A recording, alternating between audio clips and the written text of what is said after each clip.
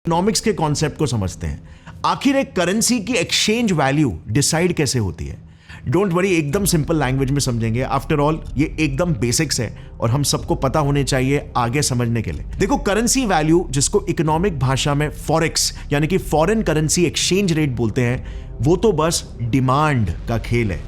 आज US dollar एक global currency है, वो कैसे बनी ये आगे समझेंगे, लेकिन अभी के लिए ये समझ जाओ कि अगर आपको पूरी दुनिया से कुछ भी खरीदना हो तो आपको इसकी ही जरूरत पड़ने वाली है, और इसीलिए इसको इंटरनेशनली हर देश अपने करेंसी का एक्सचेंज रेट डिसाइड करने के लिए यूज करता है। 15 major trade deals worth $250 billion US, $2.4 billion, more than $7 billion US.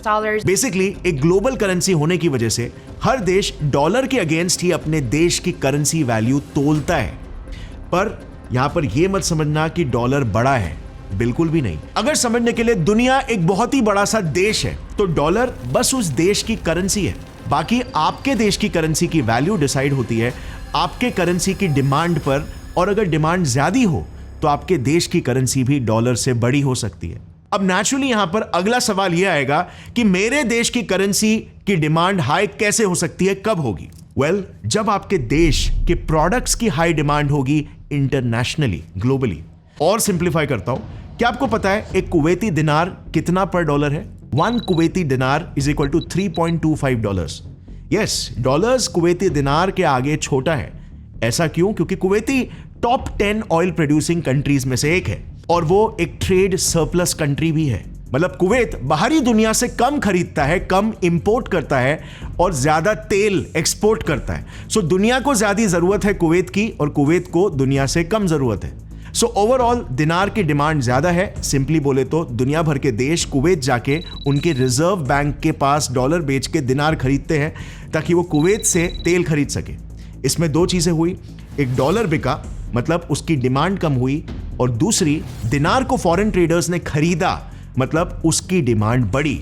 और सिंपल इकोनॉमिक्स में हम जानते ही हैं, जिसकी डिमांड हाई उसकी वैल्यू भी ज्यादा, और जिसकी डिमांड कम उसकी वैल्यू भी कम। तो ये same formula country to country depend करता है, और ऐसे करके कंट्री के ट्रेड पर उसके करेंसी की वैल्यू डॉलर्स के अगेंस्ट डिसाइड होती है। एक और एक एग्जांपल लेते हैं चाइना का। उसकी करेंसी युआन डॉलर के against 1 yuan is equal to $0.14 है, यानी कि $1 करीब 7 युआन के बराबर है। मतलब ऑलमोस्ट डॉलर युआन जितने ही वैल्यू का है, इतना बड़ा डिफरेंस नहीं है जितना इंडियन रुपीस का है। अब ऐसा क्यों, बताओ? ये इसीलिए क्योंकि चाइना एक ट्रेड सरप्लस कंट्री है, मतलब वो दुनिया से सामान खरीदने से ज्यादा सामान बेचती है। अब क्योंकि दूसरे कंट्रीज चाइना से सामान खरीदते हैं तो चाइना के युआन की डिमांड और इवेंचुअली वैल्यू ज्यादा होने लगती है। तो जो फॉरेन बायर्स चाइना आएंगे वो अपने साथ लाए डॉलर्स को चाइनीज सेंट्रल बैंक को देकर उनसे युआन खरीदेंगे और बदले में सामान लेंगे, विच मीन्स डॉलर बिक रहा है तो उसकी वैल्यू गिरी, और युआन डिमांड में है तो उसकी वैल्यू बढ़ गई। It's that simple. चाइना जैसे ये 5 देशों की करेंसी वैल्यू भी या तो डॉलर से ज्यादा या उसके ही जितनी है। पर इंडिया के केस में अगर आप देखोगे तो अनफॉर्चुनेटली हम $20.78 बिलियन के ट्रेड डेफिसिट में हैं। मतलब बेचने से ज्यादा हम दुनिया से खरीदते हैं। एंड हमने जैसे पहले जाना था कि इंडिया इतिहास में तो कुछ और ही था, हमारी कहानी कुछ और ही थी। इंडिया इंडस वैली सिविलाइजेशन से लेकर 1700s तक, ऑलमोस्ट मुगल पीरियड तक वर्ल्ड का one of the largest exporter था। तो फिर आज कैसे हम एक ट्रेड डेफिसिट नेशन बन चुके हैं? वेल, आज फ्रेंड्स मैं आपको मुगलों ने और ब्रिटिशर्स ने कैसे हमें लूटा, हमारे रॉ प्रोडक्ट्स को लेके जाके फिनिश गुड्स बना के हमसे ही कमाया, ये सारी चीजें नहीं बताऊंगा, क्योंकि हम ऑलरेडी इस पर कई वीडियोस बना चुके हैं और ये सभी चीजें हम जानते हैं। अभी के लिए फिलहाल मैं फास्ट फॉरवर्ड करना चाहता हूं 1821 में, जब भारत से लूटे सोने से ब्रिटेन ने दुनिया में एक इन्वेंशन किया। ब्रिटेन ने इस भारत से लूटे सोने से अपने देश में एक नया करेंसी एक्सचेंज सिस्टम ही शुरू कर दिया, द गोल्ड स्टैंडर्ड सिस्टम। साल 1821 में ब्रिटिश सरकार ने डिक्लेयर किया कि अब से उनकी करेंसी पाउंड की वैल्यू गोल्ड से बैक होगी। एग्जाम्पल देकर समझाता हूं। समझो उस वक्त ब्रिटेन के पास 100 किलो सोना था, तो अब ब्रिटेन इस सोने के प्रपोर्शन में नोट्स छापकर उसकी वैल्यू को डिसाइड कर सकता था। मतलब अगर फॉर एग्जाम्पल ब्रिटेन ने 10 पाउंड्स के 10 नोट्स छापे तो 1 पाउंड की वैल्यू हो गई 1 किलो सोना। उस समय अगर कोई इस नोट को बैंक लेकर जाता, वो इसके बदले में सोना विड्रॉ कर सकता था। इससे लोगों को फिजिकली सोना कैरी करने की कोई जरूरत नहीं थी, जैसे उन्हें पहले करना पड़ता था। ये काइंड ऑफ आज ही के ट्रांजैक्शंस की तरह ही था कि नोट दो और सामान ले लो। इसमें बस यही फर्क था कि आगे दुकानदार चाहे तो या तो वो नोट को सोने में कन्वर्ट कर सकता था या फिर उस नोट को आगे दूसरा कुछ खरीदने के लिए पास ऑन कर सकता था। और इस तरह गवर्नमेंट गारंटीड पेपर नोट्स का कॉन्सेप्ट पूरे दुनिया में शुरू हुआ। दुनिया में इसी एक्सचेंज वैल्यू और पेपर नोट्स को लेकर ट्रेड होने लगा। अब दूसरी तरफ भारत का सारा सोना लूट कर भी ब्रिटेन का दिल नहीं भरा। वो हमें और बर्बाद करना चाहते थे। इसके लिए उन्होंने एक तरकीब निकाली। साल 1835 में ब्रिटेन ने कॉइनेज एक्ट पास करके एक uniform currency Indian rupee introduce की। यस, रुपी इंट्रोड्यूस करके उन्होंने हमें तबाह कर दिया। समझाता हूं कैसे।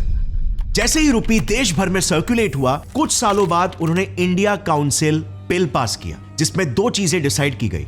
एक कि अब से रुपी की वैल्यू सिल्वर से लिंक्ड होगी, मतलब एक कम वैल्यू वाले मेटल से हमारी वैल्यू लिंक करने से ऑटोमेटिकली करेंसी की वैल्यू भी लो हो जाएगी। और दूसरी बात यह डिक्लेयर किया कि भारत से एक्सपोर्ट होने वाले माल का पेमेंट अब रुपीस में ही एक्सेप्ट होगा, ना कि सिल्वर जैसे प्रीशियस मेटल्स में। यह बिल पास होने से पहले क्या हुआ करता था, हमसे ट्रेड करने आए सारे वर्ल्ड ट्रेडर्स सोना, चांदी और प्रीशियस मेटल्स में पेमेंट करते थे।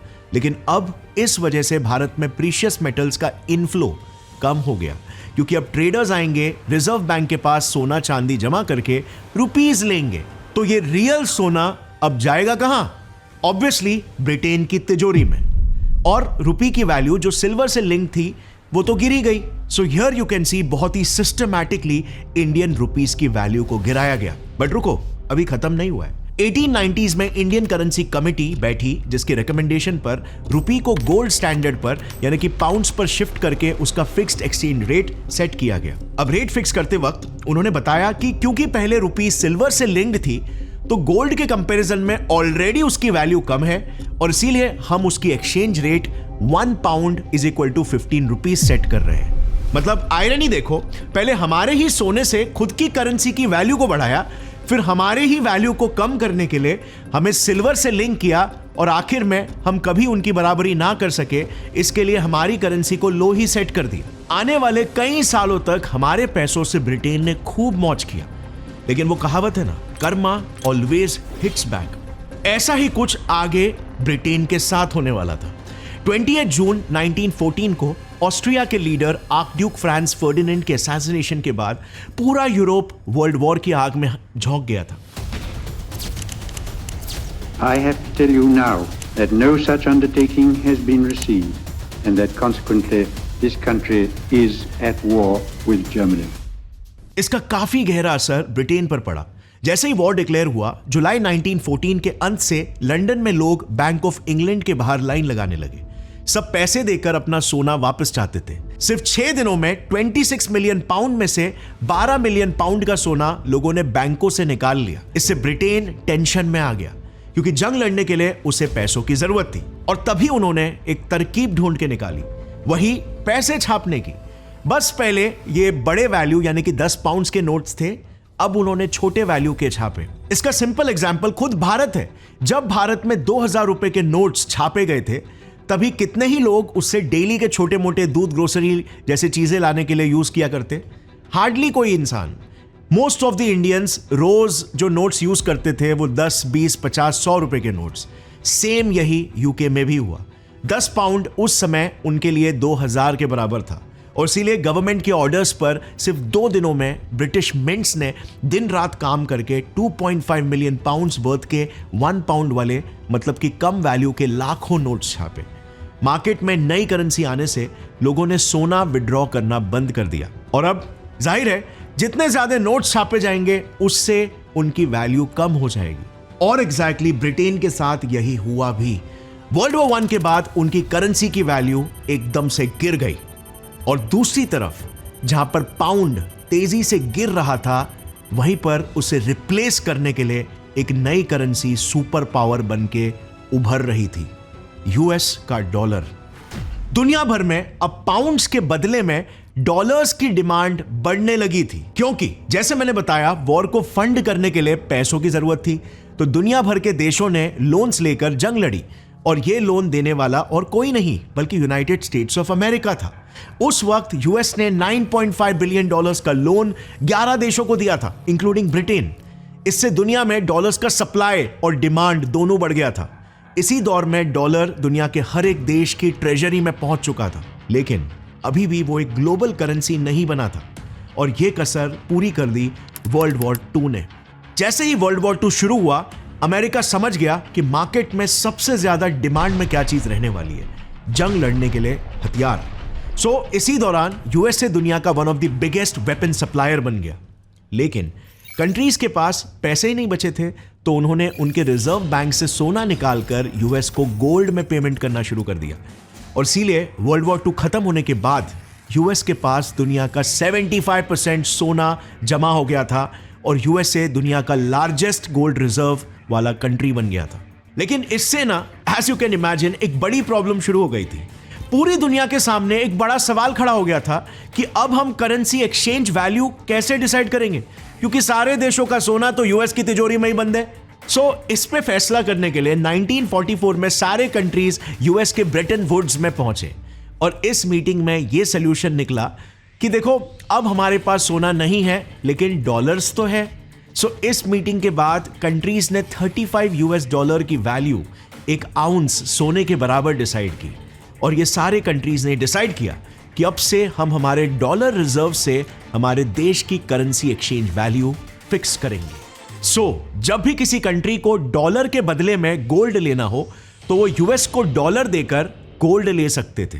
मतलब यहां पर जिसके पास जितना ज्यादा डॉलर, वो अपने देश की करेंसी उतनी सेट कर सकता था। इस नए सिस्टम को ब्रेटन वुड्स सिस्टम बोला गया और इसी सिस्टम ने यूएस डॉलर को दुनिया की ग्लोबल करेंसी बना दी। लेकिन भारत के रुपयों की अगर बात करें तो हमारे लिए देश की आजादी के बाद से बुरा वक्त शुरू हो गया। 1960s में इंडो पाकिस्तान वॉर और इंडो चाइना वॉर्स, 1973 के ऑयल क्राइसिस, 1991 में हम ऑलमोस्ट बैंकरप्ट हो गए थे, 2008 में ग्लोबल फाइनेंशियल क्राइसिस, 2013 में टेपर टैंट्रम क्राइसिस, 2020 में कोविड पैंडेमिक और अभी 2022 में रशिया यूक्रेन वॉर। इन सारे फैक्टर्स की वजह से हमारा रुपया 1947 के बाद से $1 से 77 ईयर्स बाद गिरते गिरते आज $1 84 रुपीस तक पहुंच चुका है। पर जानते हो, अभी ट्रंप के जीतने के बाद ऐसा क्या हुआ जिससे रुपीस डॉलर के अगेंस्ट एक ऑल टाइम हाई पर पहुंचने वाला है, 90 रुपीस पर पहुंचने वाला है। वेल, एसबीआई ने ना ट्रंप के 3 पॉलिसीज को इसका जिम्मेदार बताया, जो इलेक्शन जीतने के पहले ट्रंप ने अपनी जनता से प्रॉमिस किए थे। पहली पॉलिसी, वो इंपोर्ट टैरिफ्स को बढ़ा देंगे, जिससे इंपोर्ट्स महंगे हो जाएंगे और इससे अमेरिकन्स लोकल प्रोडक्ट्स ही खरीदेंगे, ना कि imported products. The higher the tariff, the more likely it is that the company will come into the United States and build a factory in the United States so it doesn't have to pay the tariff. Trump ऐसा करना चाहते हैं ताकि companies US में ही अपनी factories लगाने के लिए